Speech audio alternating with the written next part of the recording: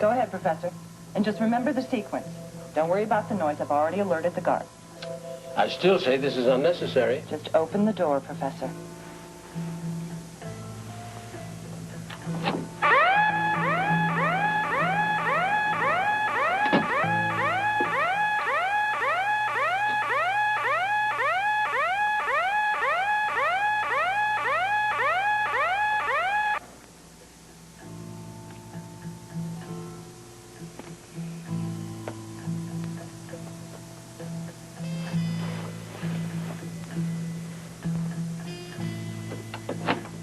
Good.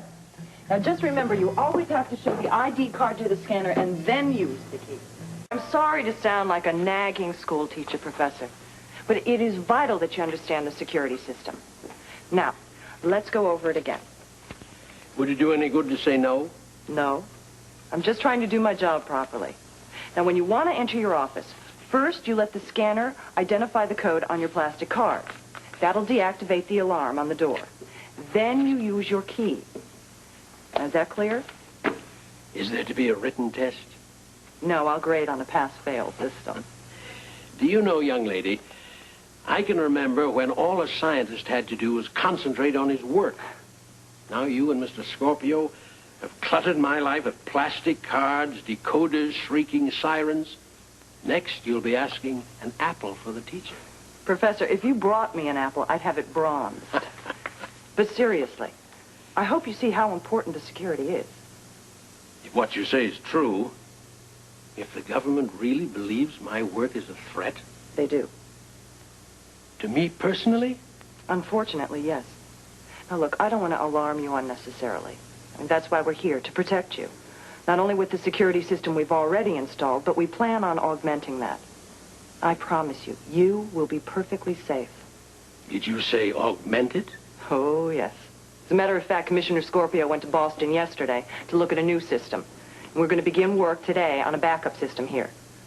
More little plastic cards and sirens? Look, I can promise you that the system will be simple enough that you will have no trouble with it. These days, Miss Townley, it is increasingly clear that nothing is simple. Nor, I assume, is your work. Excuse me. Hello, Professor. Oh, Grant. What a nice surprise. Come in. I'm sorry, did I come at the wrong time? Not at all. Miss Townley, you remember Dr. Putnam? Yes, it's nice to see you. Miss Townley, good to see you again. I brought you that book I mentioned, the new biography of Albert Einstein. Oh, that's very good of you, Grant. I'm going to enjoy reading this. Dr. Putnam studied with me back in London. Oh, I see. Miss Townley has a much more glamorous occupation than either you or I, Grant. Oh? She's the brains behind security systems. Installs them, maintains them, but never sets them off. Well, I can assure you, my job isn't all that glamorous. No, I do feel let down. She and Mr. Scorpio have been installing all kinds of exotic devices to keep me safe while I do my research. Well, I approve of that wholeheartedly. Just getting into my own office requires a real feat of legerdemain. Ah, but you've mastered it perfectly. My understanding is that these days when security is required, there's both a primary system and a backup. Yes, that's true. In the case of this office, the primary system's already functioning, and we're beginning work on a backup system today. Well, that's very reassuring. Then you're familiar with Professor Jerrold's work? Only his general field, Miss Townley. Oh, I see. Well, your concern made me think that you might know more about it. No, I work alone, Miss Townley. And with no need of any assistance from me. I was the student, Miss Townley, not the teacher. Of course. Well, if you two will excuse me, I'll let you two scientists talk shop. And, Professor, I'll stop by later today and see how things are going. Thank you, anytime. And thank you for being so patient with me. Oh, believe me, Professor, it's been a pleasure. Nice seeing you again, Doctor. It's good talking to you. She's an attractive woman. And a taskmaster, believe me. I'm going to be secure whether I like it or not. And you do not like it, I'm sure. Oh, I'm appreciative. I know they're only doing their job.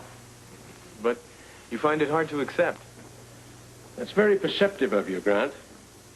But yes, actually I do. All my life I've believed that science knew no borders. But what one man discovered and could prove should be information for the entire scientific community.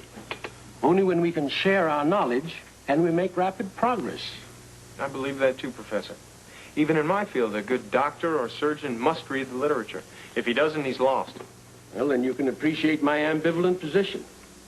All my life, I've believed knowledge should be shared. Yet now I find myself trapped in secrecy.